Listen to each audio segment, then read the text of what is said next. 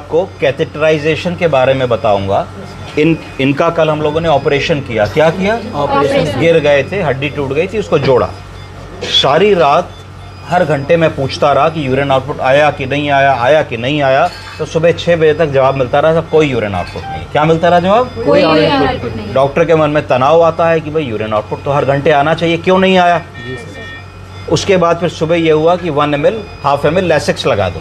Half ml लैसेक्स लगाया तो 1.5 घंटे बाद ये देखा कि भाई पेशाब की थैली पूरी भर गई। तो कोई बता सकता है कि इनको सारी रात में हर घंटे यूरिन आउटपुट क्यों नहीं आया?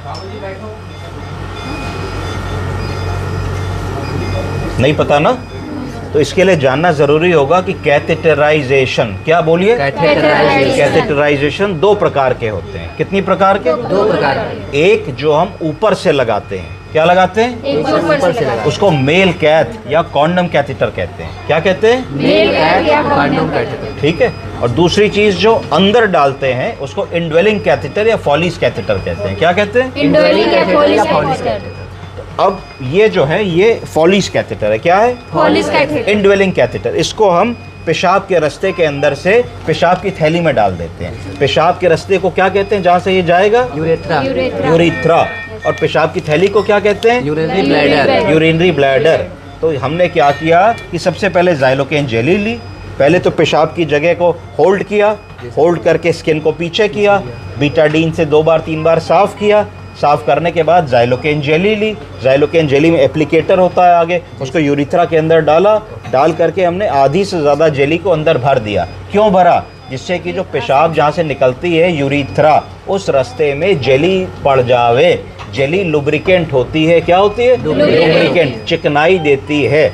फिर आपने कैथेटर धीरे धीरे खोला और कैथेटर को जब आपने एडवांस किया तो यूरिथ्रा में चोट नहीं लगी, इंजरी नहीं हुई। समझ रहे हैं? क्योंकि जेली चिकनाई भरी हुई है, सड़ से वो तो अपना घिसक अंदर चली गई ब्लैडर में। तो जैसे ही वो घिसकती हुई ब्लैडर में पहुंची तो यूरिन आने लगेगा। तो इसको कहा जाता है इंडवेलिंग कैथेटर या फॉलिस कैथेटराइजेशन। ठीक है जी? जी सर। इसको कहा जाता है मेल कैथ या कॉन्डम कैथेटर। क्या कहा जाता है? मेल कैथ या कॉन्डम कैथेटर। ये ऊपर से पहनाया जाता है पेशाब की जगह में। ठीक है। तो ये दोनों प्रकार के कैथेटर पुरुष और महिला दोनों लोगों में हो जाएंगे? हाँ? नो सर, नहीं हो पाएंगे। क्यों नहीं हो पाएंगे? मेल में दोनों हो जाएंगे। ठीक है। और फीमेल में एक ही हो पाएगा। ठीक है। तो ये हम पुरुषों में लगा सकते हैं। तो इसको आपने ऊपर से पहना दिया।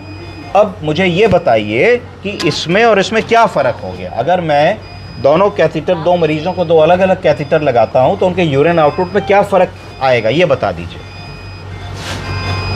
जल्दी जल्दी बताओ, बोलो। सर अगर कोई यूरेथ्रा में प्रॉब्लम है तो इंडवेलिंग फॉलिस कैथेटर इंसर्ट करेंगे। गलत बात है। मैं कह रहा हूँ कि अगर एक को ये डाला, एक को ये लगाया, तो पेशाब की थैली में जो पेशाब आएगा उसमें क्या फ़र्क होगा?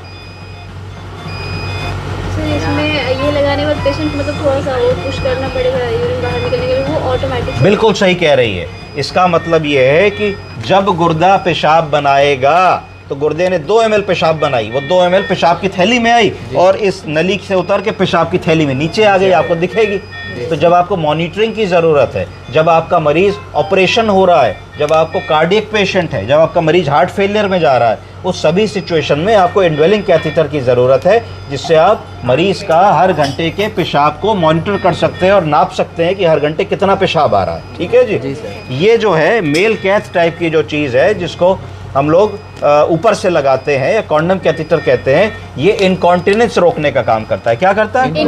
अर्थात अगर पेशाब की थैली है, पेशाब की थैली में अगर 800 ml पेशाब आ सकता है, तो हो सकता है वो आदमी 800 ml उसकी थैली बढ़ती रहे। फिर जब उसको पेशाब आएगा और वो करेगा नॉर्मली, तब इसके थ्रू बिस्तर गीला ना होके उस नली में आ जाएगा, यूरो बैग में। ये फ़र्क है। ठीक है जी? इंडवेलिंग कैथेटर में रियल टाइम यूरिन आउटपुट आएगा।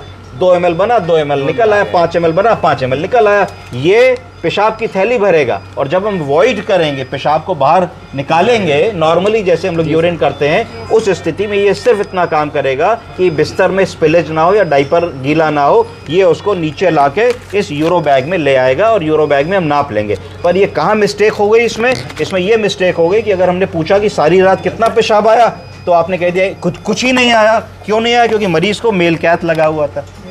मरीज ने पेशाब किया ही नहीं रात भर। वो ओटी से आया था, उसको बेहोशी की दवा लगी थी, वो सो रहा था, उसको ब्लैडर मसल में स्पैज्म था तो उसने यूरिन नहीं किया। तो हमें ब्लैडर पेल्पेट करके देखना चाहिए था कि ब्लैडर नाभि के नीचे 2 फिंगर जब हम जाएंगे तो फुटबॉल की तरीके से, बॉल की तरीके से वो हार्ड दिखेगा, मोटा मोटा दिखेगा। अगर मोटा दिखता है इसका मतलब मरीज रिटेंशन ऑफ यूरिन में, किसमें, पेशाब रोक रहा है। इसका मतलब हमें तुरंत कैथेटर डालना है या गर्म पानी की बोतल देनी है। कैथेटर नहीं डालना चाहते तो K90 पास करके एक बार हमको यूरिन को ड्रेन कर लेना है। समझ रहे हैं कि नहीं? तो दिस इज अबाउट कैथेटराइजेशन। हमको जज करना है कि किस मरीज में ये डालना है कि ये डालना है, क्या किसकी रिक्वायरमेंट है और नीड है। आप समझ गए? जी सर। धन्यवाद।